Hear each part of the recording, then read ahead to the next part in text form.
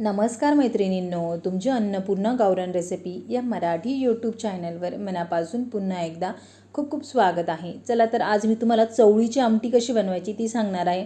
उन्हाळ्या दिवसामध्ये भरपूर प्रमाणामध्ये प्रत्येकाच्या घरामध्ये भाज्यांचे प्रॉब्लेम असतात।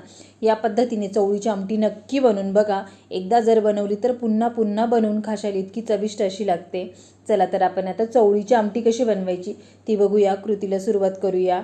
हे बघा, आपण एक वाटी इतकी चवळी घेतली आहे। तिला व्यवस्थित साफ करून घ्या। साफ करून झाल्यानंतर तिला आता आपण रात्रभर पाण्यामध्ये व्यवस्थित भिजून घेऊया। जितकी व्यवस्थित भिजल्या जाते तितकी पटकन शिजल्या जाते। या पद्धतीने भिजून घेतल्यानंतर एक कुकर घेतलाय। धुतलेली सर्व चवळी आता एका कुकरमध्ये टाकून घेतली। त्याच्यामध्ये गरजेनुसार पाणी पण टाकून घेतले। भरपूर सारा लसूण ठेचून घेतलाय, त्याला घालून घेतलंय। चवीनुसार मीठ, तेल टाकूया। तेल हे आवर्जून टाका, त्याने चवळी व्यवस्थित शिजल्या जाते। या पद्धतीने सर्व टाकून झाल्यानंतर कुकरचं झाकण लावूया आणि 3 ते 4 शिट्ट्या करून घेऊया। हे बघा, आपला कुकर थंड झालाय। आपली चवळी किती व्यवस्थित शिजली तुम्ही बघू शकता। या पद्धतीने व्यवस्थित चवळीला शिजून घेतलंय। गॅसवर एक जाळी ठेवली आहे। जाळीवर मध्य आकाराचे छोटे छोटे 3 कांदे व्यवस्थित भाजून घेऊया। एका किसणीच्या साहाय्याने एक खोबऱ्याची वाटी बारीक अशी किसून घ्यायची। या पद्धतीने किसून झाल्यानंतर त्याच्यामध्ये आता आपण भरपूर सारी कोथिंबीर घेऊया। लसूण, अद्रकचा तुकडा, मिरच्या, एक टोमॅटो चिरून घेतला। या पद्धतीने एकीकडे आपले कांदे पण व्यवस्थित भाजले। या पद्धतीने भाजून घ्या। आता आपण एक कढई घेतली, तिला गरम होण्यासाठी ठेवले। त्याच्यामध्ये जे बी खोबरं किसून घेतलंय ते सर्व खोबरं टाकून घेऊया आणि त्याला व्यवस्थित हलका हलका रंग बदलत नाही तोपर्यंत त्याला भाजून घ्यायचंय। या पद्धतीने भाजून घ्या। भाजून झाल्यानंतर जे बी आपण साहित्य काढले ते सर्व टाकून घेऊया आणि त्याला पण व्यवस्थित भाजून घेऊया खोबऱ्यासोबत। गॅस हा कमीच ठेवा। सर्व साहित्य टाकून घेऊया आणि 2 ते 3 मिनिटं कमी गॅसवर व्यवस्थित मिक्स करून भाजून घेऊया।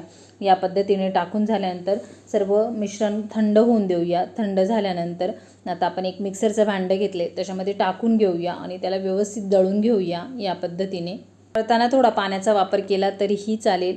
आपलं मिश्रण दळून झाल्यानंतर एका कढईमध्ये तेल टाकूया। तेलाला व्यवस्थित गरम होऊन देऊ। तेल गरम झाल्यानंतर जिरं घालूया, हिंग पावडर घालूया, भरपूर सारी कोथिंबीर बारीक अशी चिरून घेतली आहे तिला आवर्जून घाला। त्याने आमटीवर खूप छान तडका येतो। या पद्धतीने तेलात जर परतून घेतली तर हळद पावडर टाकूया, धना पावडर, गरम मसाला हा आपल्याला थोडासा कमीच वापरायचा आहे। 1 चमचा इतका वापरला आहे मी। या पद्धतीने मसाला तेलात टाकून घ्या। तेलामध्ये व्यवस्थित परतून घ्या। परतल्यानंतर जे बी आपण मिश्रण दळून घेतले सर्व मिश्रण टाकून घेऊया आणि त्याला पण तेल सुटेपर्यंत व्यवस्थित परतून घ्यायचे। गॅस हा कमीच ठेवा। कमी गॅसवरच व्यवस्थित परतवा। जितकं व्यवस्थित परतल्या जाते तितकी आमटी ही चविष्ट अशी लागते। या पद्धतीने सर्व मिश्रण व्यवस्थित परतून झाल्यानंतर जी बी आपली चवळी शिजून घेतली आहे ती सर्व टाकून घेऊया। तिला व्यवस्थित मिक्स करून घेऊया मसाल्यामध्ये। या पद्धतीने मिक्स करून घ्या। एकीकडे गरम पाणी होण्यासाठी ठेवले। आपलं पाणी व्यवस्थित गरम झालंय। आता आपण जे बी पाणी गरम केलंय ते आता त्याच भांड्यामध्ये पाणी टाकूया आणि चवळीमध्ये टाकून घेऊया। गरजेनुसार तुम्हाला जितपत रस्सा पकडायचा आहे त्या अंदाजानुसार तुम्ही पाणी घालू शकता। या पद्धतीने पाणी घालून झाल्यानंतर त्याच्यामध्ये आता आपण चवीनुसार मीठ टाकूया। मिक्स करून घेऊया। आमटीला व्यवस्थित उकळून घेऊया। हे बघा, आपण कमी गॅसवर आमटीला व्यवस्थित उकळून घेतलं आहे। या पद्धतीने व्यवस्थित उकळी आणून घ्या। आपली गरमागरम चवळीची आमटी तयार झाली आहे। झटपट होणारी आज मी तुम्हाला चवळीची आमटी दाखवली आहे। नक्की या पद्धतीने करून बघा। आवडल्यास लाईक, शेअर, सबस्क्राईब नक्की करा व या पद्धतीने चवळीची आमटी तर नक्की करून बघा। हाताची बोटं चाखत राहशाल इतकी चविष्ट अशी लागते। चला तर भेटूया अशाच एका नवीन पुढच्या रेसिपीसोबत।